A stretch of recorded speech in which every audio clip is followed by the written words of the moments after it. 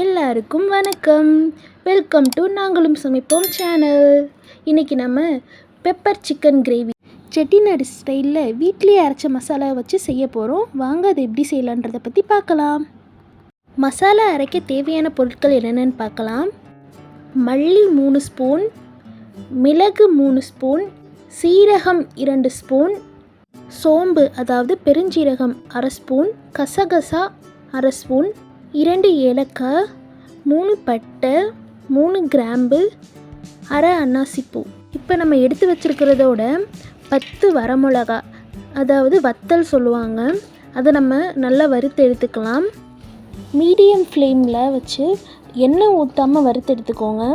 நம்ம ஏற்கனவே மிளகு 3 ஸ்பூன் சேர்த்துருக்கறனால காரம் அதிகமாக இருக்கும். நாங்கள் கொஞ்சம் காரம் நிறைய சாப்பிடுன்றனால 10 வரமிளகா அதாவது வத்தல் எடுத்துருக்கோம். நீங்கள் கம்மியாக சாப்பிடுவீங்களன்னா 6லேருந்து 8 மிளகா எடுத்துக்கிட்டால் போதும். இது நல்லா வறுத்து எடுத்து வச்சுக்கலாம். இந்த ரெசிபி எங்கள் பாட்டியோடது, அதாவது எங்கள் அம்மாச்சி சொல்லி கொடுத்த ரெசிபி. அவங்க இந்த மாதிரி தான் பெப்பர் சிக்கன் கிரேவி செய்வாங்க. அதே தான் உங்களுக்கும் நான் இப்போ சொல்லித்தரேன். இப்போ நம்ம எடுத்து வச்சுருக்க மசாலாவையும் ஆட் பண்ணி வறுத்து எடுத்துக்கலாம். மசாலாஸை லோ ஃப்ளேமில் வச்சே வறுத்து எடுங்க. அப்போ தான் சீக்கிரம் கருகிடாது. நம்ம சீக்கிரம் வதக்கணுன்றதுக்காக ஹை ஃப்ளேமில் வச்சு பண்ணிட்டோன்னா அது சீக்கிரம் கருகிடும். நான் ஃபஸ்ட் டைம் பண்ணும்போது ஹை ஃப்ளேமில் வச்சு பண்ணிட்டனால எல்லாமே கருகி நான் வச்ச சிக்கன் கிரேவி ஃபுல்லாமே அதோட ஸ்மெல் ரொம்ப இதாக இருந்துச்சு. அதனால தான் உங்களுக்கும் நான் இப்போ சொல்கிறேன், நம்ம மசாலா எப்பயுமே ஃப்ரை பண்ணும்போது லோ ஃப்ளேமில் வச்சு தான் பண்ணணும். அதை எப்பயுமே மறந்துடாதீங்க. இப்போ நம்ம மசாலாவை நல்லா வறுத்துட்டோம். இது நம்ம இந்த பிளேட்டில் மாற்றிட்டு நல்லா ஆற வச்சதுக்கப்புறமா நம்ம மிக்ஸி ஜாரில் போட்டு பவுடர் பண்ணி எடுத்துக்கலாம். இப்போ நான் ஆறுனதுக்கப்புறமா மிக்சியில் போட்டு பவுடர் பண்ணி எடுத்ததை உங்களுக்கு காமிக்கிறேன். இப்போ நம்ம மசாலாவை ரெடி பண்ணியாச்சு. இது நல்லா பவுட்ரு பண்ணிட்டோம். இப்போ நம்ம செய்ய ஆரம்பிச்சிடலாம்.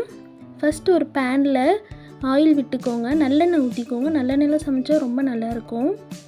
நான் இதை செய்யறதுக்காக ஒரு இரும்பு வடைச்சட்டி தான் எடுத்துருக்கேன். இது எங்கள் வீட்டில் ரொம்ப வருஷமாக இருக்குது. இப்போ நம்ம ஆயில் ஹீட் ஆனதும் கடுகு 1 ஸ்பூன் எடுத்து போட்டுக்கலாம். கடுகு நல்லா பொரிஞ்சு வரட்டும். கடுகு பொரிஞ்சதும் 1/2 ஸ்பூன் சீரகம் சேர்த்துக்கலாம். கொஞ்சமாக சோம்பு சேர்த்துக்கலாம். அடுப்பை மீடியம் ஃப்ளேம்லேயே வச்சுருங்க.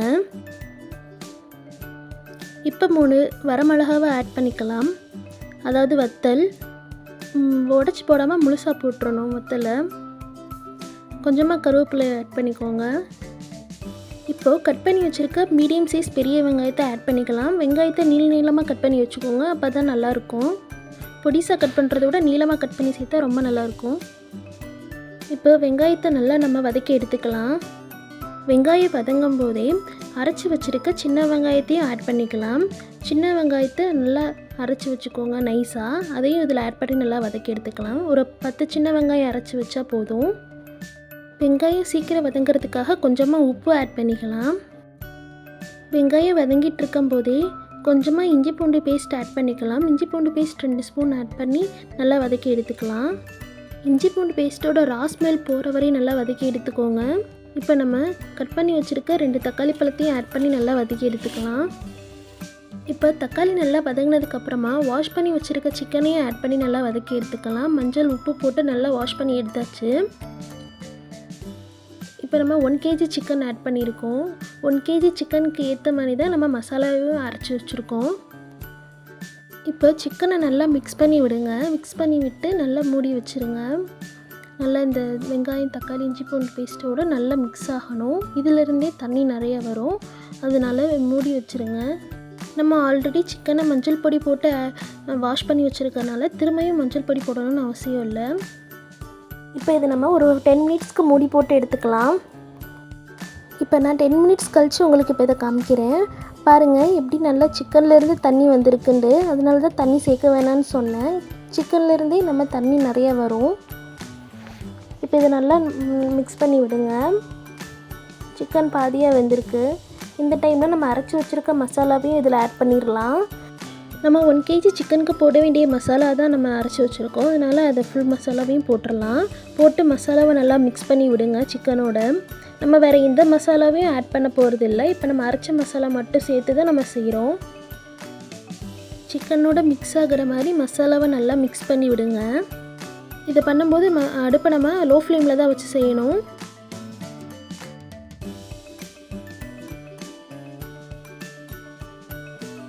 மசாலாவை மிக்ஸ் பண்ணி விட்டதுக்கப்புறமா தேவையான அளவு உப்பு ஆட் பண்ணி நல்லா மிக்ஸ் பண்ணி விடுங்க.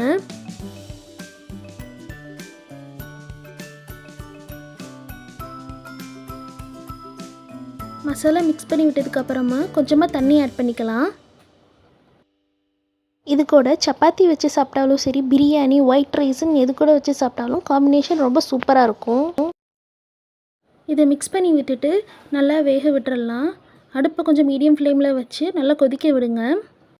இப்போ நான் கொதித்து ரெடியானதுக்கப்புறம் உங்களுக்கு காமிக்கிறேன் பாருங்கள். சிக்கன் நல்லா வெந்திருக்கு. இப்படி கொதிச்சு ஆயிலெலாம் மேலே வந்திருக்கு பாருங்கள். ஆயில் மேலே வந்துட்டாலே நம்ம சிக்கன் ரெடி ஆயிடுச்சுன்னு அர்த்தம். பாருங்கள், நம்ம பெப்பர் சிக்கன் கிரேவி சூப்பராக ரெடி ஆயிடுச்சு. இது மேலே லைட்டாக கொத்தமல்லி தூவி விட்டு நல்லா கார்னிஷ் பண்ணி முடிச்சிட்டோன்னா அவ்வளோதான். நம்மளோட பெப்பர் சிக்கன் சூப்பராக ரெடி ஆயிடுச்சு. கண்டிப்பாக நீங்களும் ட்ரை பண்ணி பாருங்கள். மறக்காமல் சேனலை சப்ஸ்கிரைப் பண்ணிடுங்க.